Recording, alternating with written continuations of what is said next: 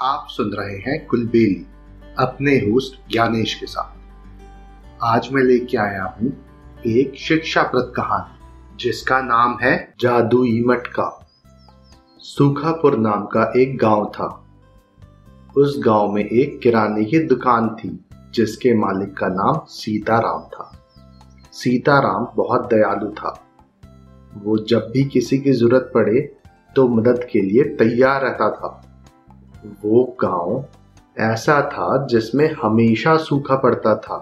बहुत सालों से वहां बारिश नहीं हुई थी, इसलिए गांव में पानी की बहुत दिक्कत होती थी। गांव में पानी के लिए बहुत दूर जाकर मटके में पानी लाना पड़ता था। एक बार की बात है, गर्मी का मौसम था। सीताराम अपनी दुकान पर बैठा था। एक बुढ़ा इंसान इतनी गर्मी में उसकी दुकान पर आया और आकर उसने सीताराम से पानी मांगा। सीताराम के पास एक मटका था जिसमें मुश्किल से सीताराम ने पानी भरा था।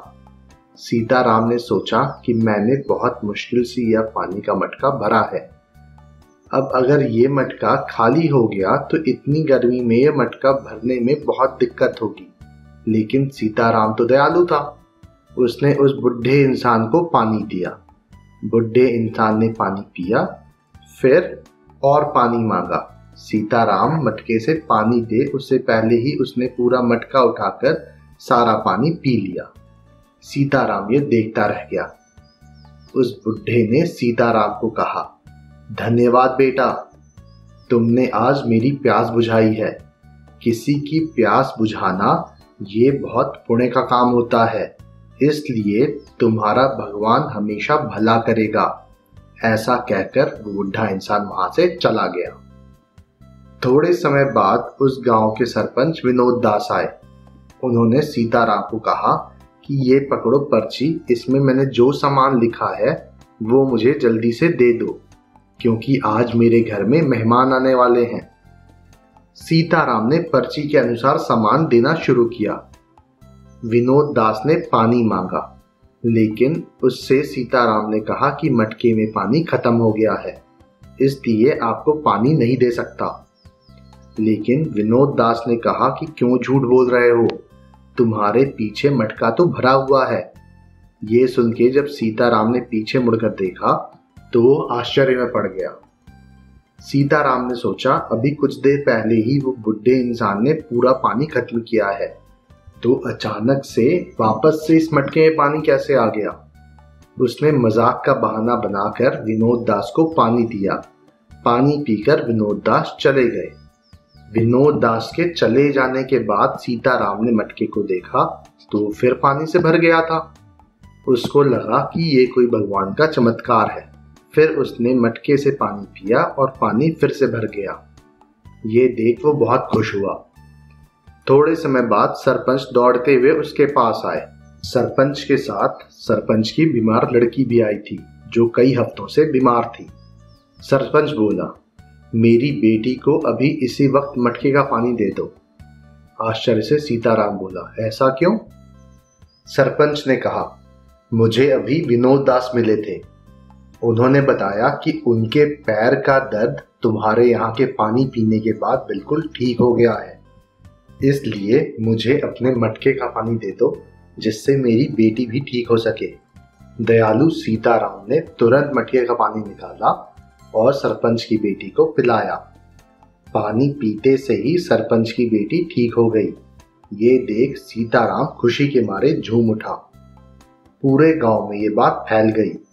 सीताराम ने सोचा कि शायद वो बुढ़ा इंसान कोई भगवान का फरिश्ता होगा और उसी की वजह से ये साधारण सा मटका जादुई मटका बन गया है। अब सीताराम की दुकान के बाहर लोगों की लाइन लगने लगी। सब अपनी अपनी बीमारियां ठीक करने के लिए सीताराम के पास आने लगे।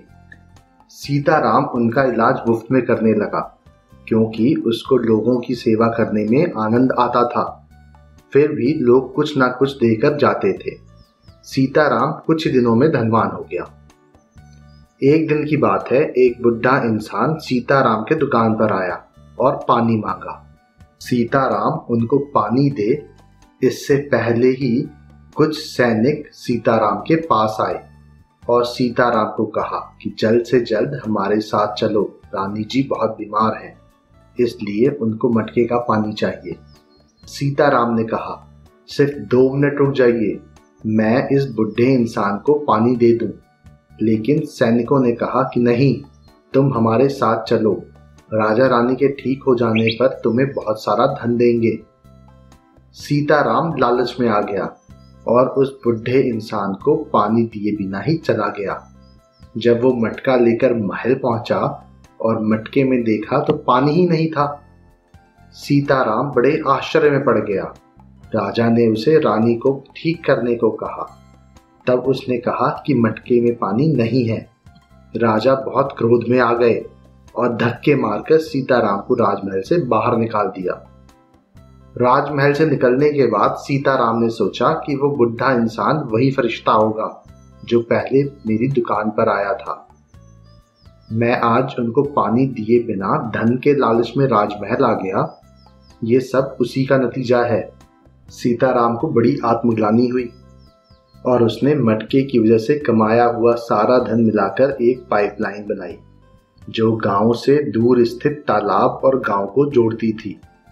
उस पाइप के जरिए पानी गांव में लगे एक नल के माध्यम से आता था, जिससे किसी को भी गांव से दूर तालाब में पानी भरने ना जाना पड़े और ना कोई भी व्यक्ति गांव में प्यासा रहे। इस कहानी से हमें ये सीख मिलती है कि हम जितने भी सफल हो जाएं, हमें अपना स्वभाव नहीं छोड़ना चाहिए जिससे हम इतने सफल हुए हैं। मुझे उम्मीद है आपको ये कहानी पसंद आई होगी। ऐसी और कहानियां सुनने के लिए हमारे चैनल को लाइक और सब्सक्राइब करें। इस कहानी को ज़्यादा से ज़्यादा शेयर करें। जल्दी मिलते हैं एक और नई कहानी के साथ। तब तक के लिए धन्यवाद।